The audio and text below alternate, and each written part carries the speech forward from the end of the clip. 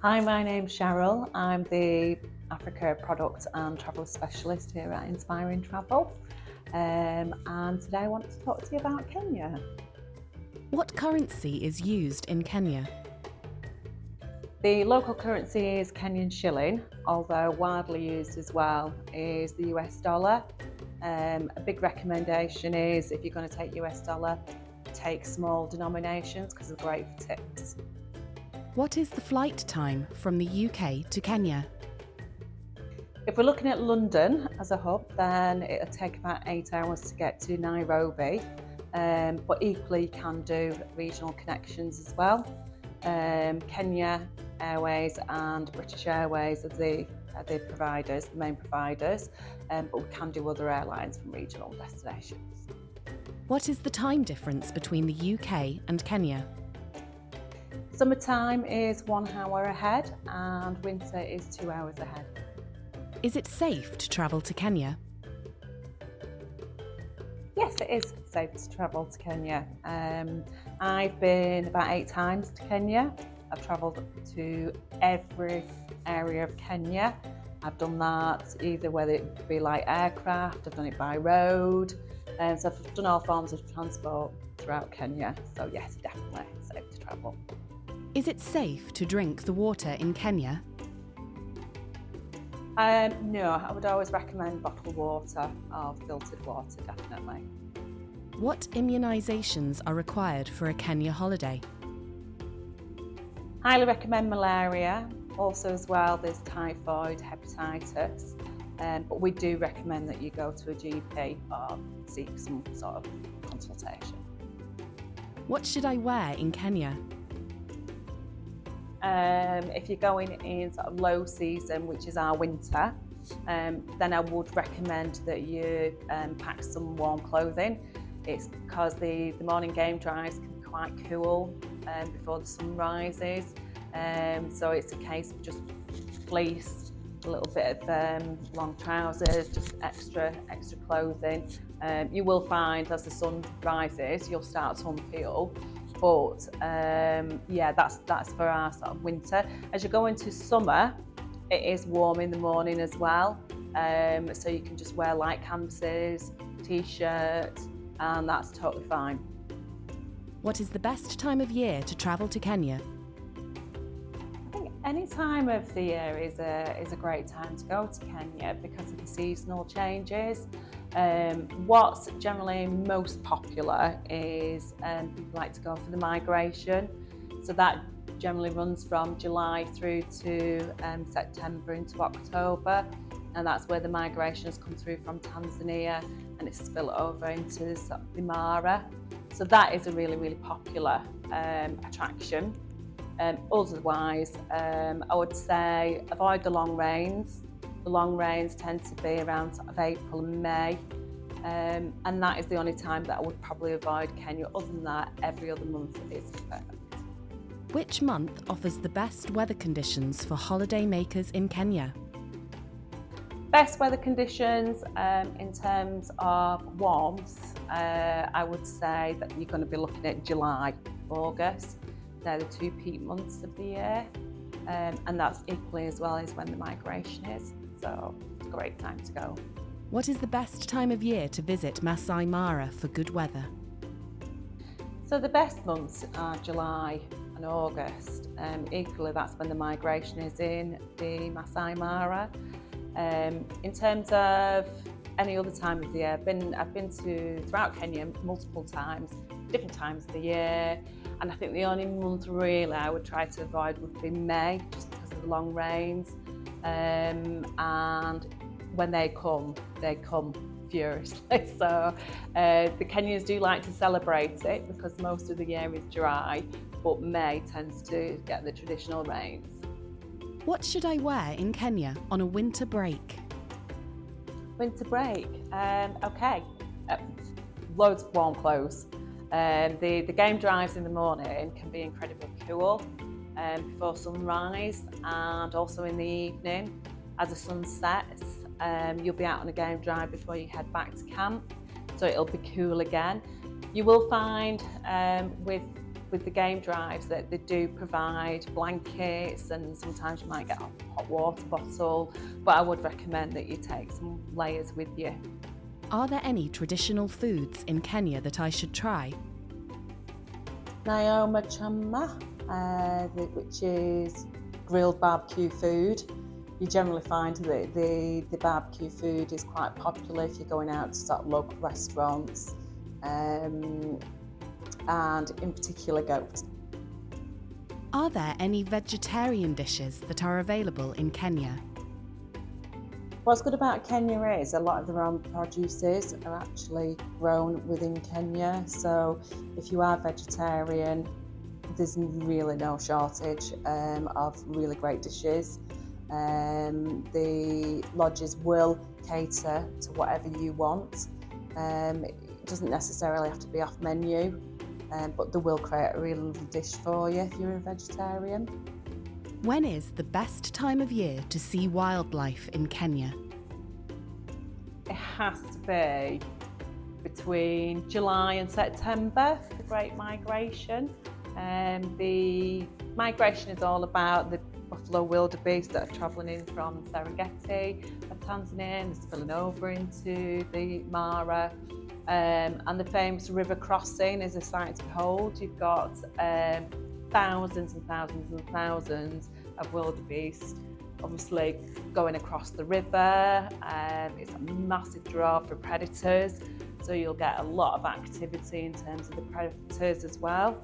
So I think if you're looking to go to see the migration, then yeah, July, September, perfect. What wild animals live in Kenya? You can see so much activity in Kenya. I think everywhere is pretty unique. I've travelled throughout extensively Kenya over many years, and I've encountered some fantastic game viewing. Obviously the Masai Mara is quite a big national park, and individually it's split off into different private conservancies. So the game activity in the Masai Mara is phenomenal, very prolific. There is other parts of Kenya as well that I would highly recommend. You've got Laikipia, I absolutely adore Laikipia. The conservation projects that are actually in Laikipia are fantastic. You can get to see the rhino, endangered rhino. Obviously as well, you've got some species of animals that are quite unique to that area. And one that I spotted whilst I was out there was the black leopard, which is quite unique for Laikipia. Other than that, you've got Samburu, which is very much in the north, so that's quite a lot more drier. You've got a lot of game playing. Down in Amboseli, very big for the elephants. What's really cool about Amboseli is that you can actually see Mount Kilimanjaro. So you can literally just sit with a nice gin and tonic on a sundowner with Kilimanjaro in the backdrop. So yeah, from game activity, it doesn't matter where you are, you will find game activity throughout Kenya. What are the best locations to see lions in Kenya? So the best areas, I would say, definitely the Masai Mara. You've got different prides throughout the whole of Masai Mara. And some of them can be quite big prides as well, of up to 20 plus. What should I wear on a safari in Kenya? Okay, safari is very, very informal and casual. I think a lot of people think that they've got to go out and buy a load of new khaki gear. If you want to, that's absolutely fine, but other than that, it's very, very relaxed. In terms of colours, I would probably just say avoid bright colours, especially navy as well, and white, because the tsetse flies do tend to like them colours. The other thing that I would highly recommend as well is that you take a hat with you, a cap, just because as well when the heat of the day is high and you're out on a game drive, it's just to protect yourself, and obviously sunscreen is a definite. What is the best safari in Kenya for first-timers? For a first-timer, I would say the Masai Mara. Pretty iconic in terms of game activity, whether you're in the national park or you're in a private conservancies, the game viewing throughout is phenomenal. It's a very, very well cared for part of Kenya. So the conservation as well goes hand in hand there. So yeah, for a first time, I would say the Masai Mara. There is a tip that I would probably give as well, which is, and it's a question that I do get asked, is what's the difference between national park and a private conservancy or a private reserve? Well, the difference is with the national park, if you're actually in a camp within the national park, you are restricted to their regulations, so you can't do any off-roading, it's always on tracks. So there isn't going to be any close upfront interaction unless it's literally nearby. With private conservancies and private reserves, you've got far more activity that you can do. So you could do walking safaris, you can do night game drive safaris, you can do bush dinners, breakfast out in the bush. There's so many things that you can do in a conservancy, a private conservancy, that just sort of like sets it apart from a national park.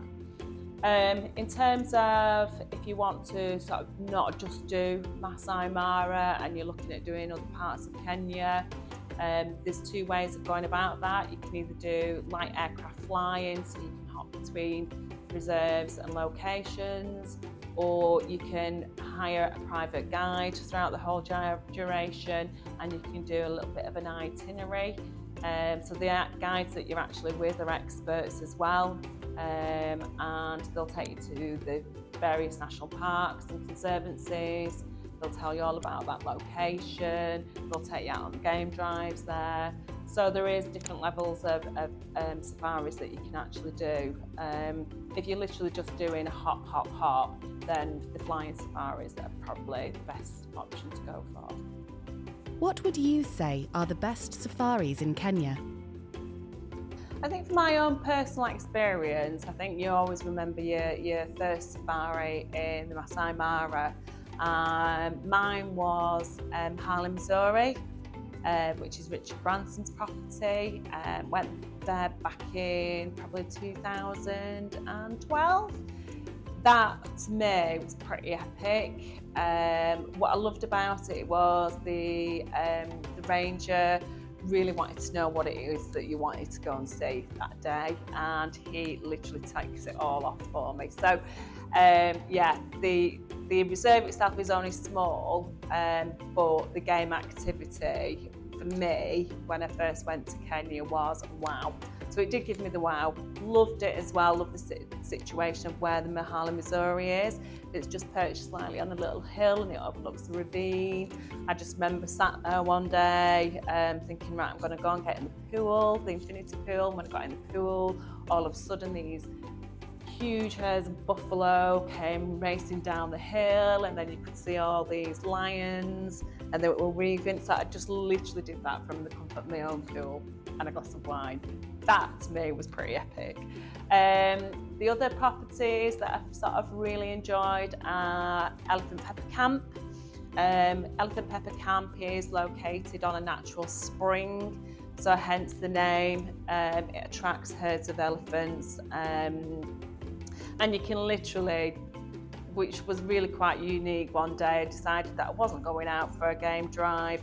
I was just going to sit in my camp and watch the elephants and the activity around camp. So they call that armchair safari. You don't have to move. So basically the activity was phenomenal, which is quite unique in the Masai Mara. And it was just lovely to watch. It was just such a chill day, watching the elephants meandering. You've got, I think there was a sighting of a leopard, and we had giraffes just meandering by. So that was all about the location. I loved that. Another property that would stand out for me was Angama Mara. I actually celebrated my 50th birthday there. So I wanted to choose somewhere really special. And where Angama Mara is situated, it's right high on the hills. So you have to climb all the way up to get to the top, but when you get to the top, the views are just absolutely incredible. You've got the whole views of the Masai Mara, so you've got amazing sunrises, amazing sunsets, the old architecture of the place is stunning. It's been very well thought out, and yeah, it was just a really special property, that one. What is a Big Five safari? So Big Five Safari is a conservancy or a reserve that is home to the lions, leopards, rhinos, elephants, buffaloes. If you get to see all five, you have literally ticked the Big Five. What is the best safari in Kenya for families? Time permitting, if you do have the time, I think definitely doing it by a private vehicle and a safari guide, because there's so much to do in Kenya. It's not just all about the Masai Mara, it's such a diverse country.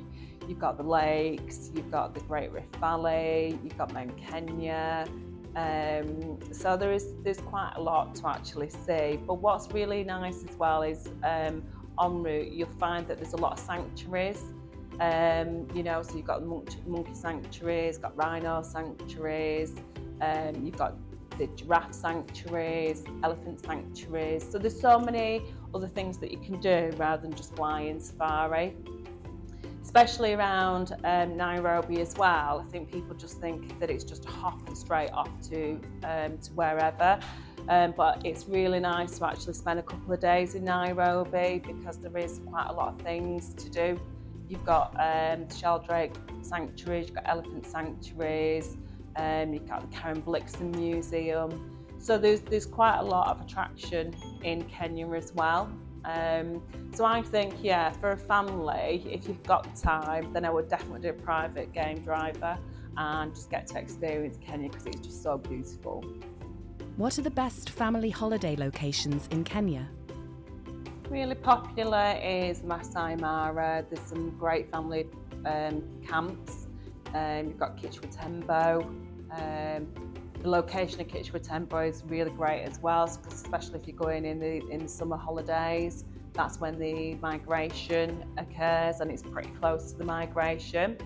Another one is Governors. Governors has been so established in the Masai Mara for many, many, many years. It's also really popular for the balloon rides as well, the Governors. So I think those two properties are in a really, really great location. They're quite close to the migration and they're quite family orientated. They do family tents as well, so if you want the bigger tents to accommodate a family, that can accommodate that. What are the best beach destinations in Kenya? So I've travelled to the north of Kenya and I've travelled south. For me, the edge was Diani Beach. Absolutely adored Diani Beach. The beaches are just powder white, turquoise waters. What's really great about Diani as well is that you've got some fantastic family properties, but equally as well, if you just want your own privacy, there's some really beautiful private villas at Diani. You can go out and do some fantastic water sport activities. It's just a really, really picturesque destination to pair with a safari. What is the best time of year to travel to Kenya for a beach holiday?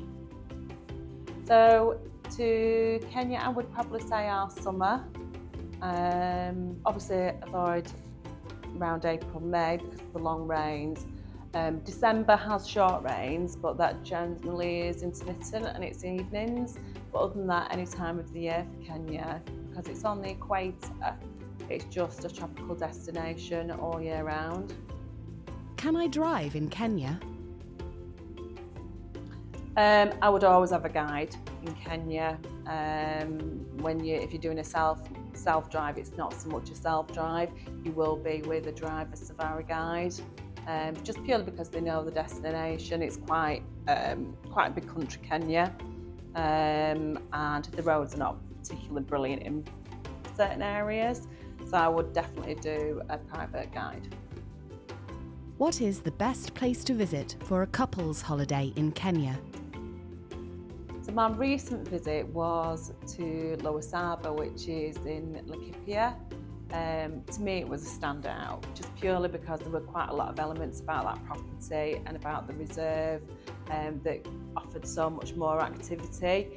I experienced the e-bike safari, which was loads of fun. So I went from one side of the reserve to the other. When I got to the other side, there was the most amazing breakfast setup. The other thing as well is the sleep out under the stars. That is just amazing. Probably initially take a little bit of getting used to, because you've got obviously the sounds of the elements outside, so you might hear the lions roaring.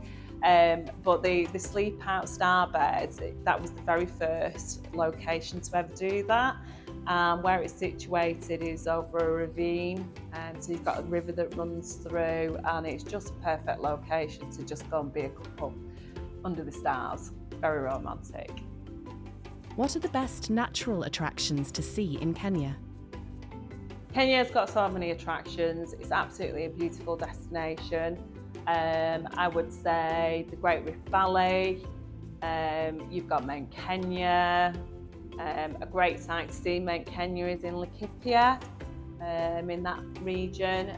Secondly as well, for me, which was an absolute standout, was the site of Mount Kilimanjaro. So even though Kilimanjaro is in Tanzania, the best place to actually see Mount Kilimanjaro is Amboseli or Tsavo.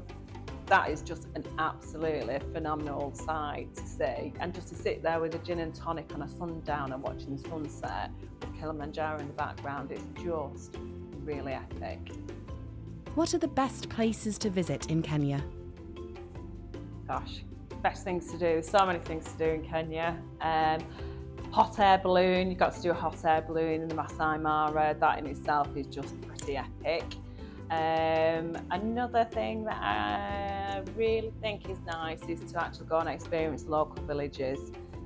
You get to see how the Maasai live, and the Maasai are all very sort of unique. They're very individual tribes throughout Kenya, so no matter where you are, what reserve you're in, I think it's always nice to actually go and see how they live. And also as well, it contributes to families by you just go in there, maybe just purchasing a carving or some jewellery. They'll tell you how the daily activities work within camp as well. So I think it's just a really nice way. Secondly is a lot of these reserves as well have a lot of conservation projects. So there'll be various ones, whether it's with the rhinos or whether it's the rangers projects with the dogs. There's so many different projects in various locations, and I think it's just nice to see what is actually going on within the reserves to protect wildlife.